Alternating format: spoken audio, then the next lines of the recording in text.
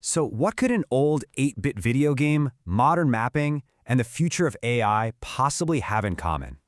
Turns out, it's a lot more than you might think. Today, we're going to uncover a hidden thread that ties them all together. The simple, fundamental act of writing the rules for a world.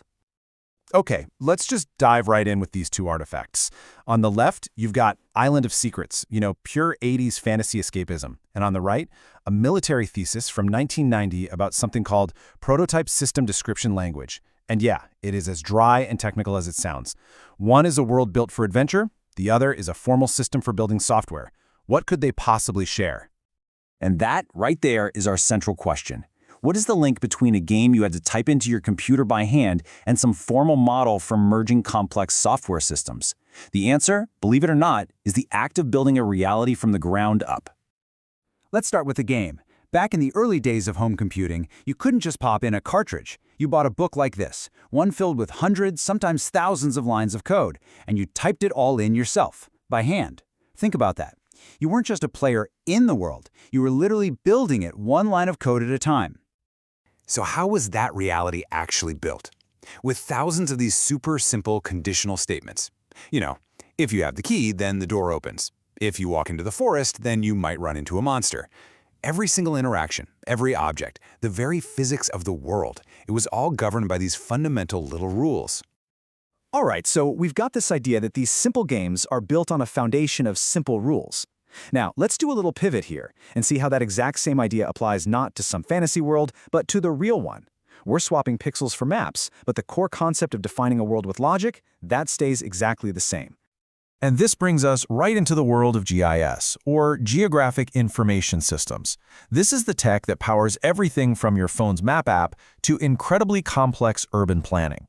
And at its core, so much of what GIS does is just try to answer this really basic fundamental question. What's near what?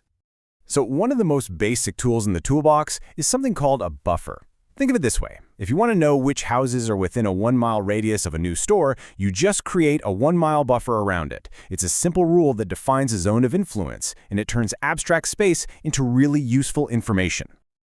Okay, but what happens when you have a whole bunch of points, like say a dozen libraries scattered across a city, and you need to know which neighborhood is closest to which library? For that, you use a much more advanced model called Thyssian polygons. What they do is pretty brilliant, actually. They carve up the entire map so that every single spot inside one of these polygons is closer to its own center point than to any other. And here it is. This is our first aha moment. Look at this. On the left, you have Thyssian polygons being used for serious geographic analysis. And on the right, a game design document using the very same logic to map out territory for ninjas. I mean, how cool is that? It's the same abstract rule, just defining two totally different worlds. Okay, so this link is just the beginning. This is where things start to get really, really interesting. We've seen how logic can model physical space, but what if we tried to model something way more complicated? What if we tried to model behavior itself? And that question brings us to this pretty wild speculative framework called Synthactor. It's an idea that tries to model human roles not as personality types, but as computational systems. So just look at this formula. It's basically saying a role is made up of a firmware stack. You can kind of think of these like behavioral subroutines, plus its current attitude, and then a process for deciding which subroutine to run at any given moment. So in this model, you don't just, describe a president as charismatic. No, you compile one. You build the archetype by stacking these behavioral programs. I mean, just look at this table. The president archetype isn't one thing. It's built from 3 different firmware layers: a naval firmware for public stuff, a spy firmware for tactical moves, and an astronaut firmware for long-term survival.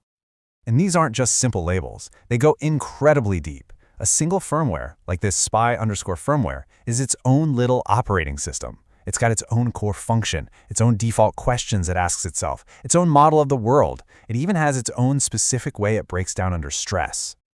So, with all that in mind, how does this incredibly complex idea connect back to our little 8-bit video game? Remember this? Right here. This one line of code. It's just a simple rule for a very simple world. And that is the core idea right there. That simple if-then statement from the 80s. You can think of it as the evolutionary ancestor. It's the single-celled organism that eventually evolved into these incredibly complex behavioral loops we were just looking at. One is a tiny gear, the other is the whole clockwork machine. But the principle is the same. Which, believe it or not, brings us all the way back to where we started, that super-dense military thesis. Because it turns out, back in 1990, computer scientists were already grappling with this exact challenge on a very technical level. How do you take two different, complex systems of rules and mash them together without breaking everything? I mean, the title really says it all. This wasn't just some philosophical question, it was a deep, fundamental challenge in software engineering. Right? If you've got two different versions of a complex program, and each one has its own set of rules and changes, how in the world do you merge them into one new functional version without the whole thing just collapsing? So this timeline really just lays out the entire story for us. We start back in the 80s building these simple worlds from scratch. Fast forward to 1990, and we're developing the formal theory for how to merge those worlds. And now here we are, using that same fundamental concept to try and simulate human behavior itself. So what's the big takeaway from all this? From typing in a game line by line, to analyzing geographic data, to modeling human archetypes, well, it seems like we're always doing the same thing, just with different tools.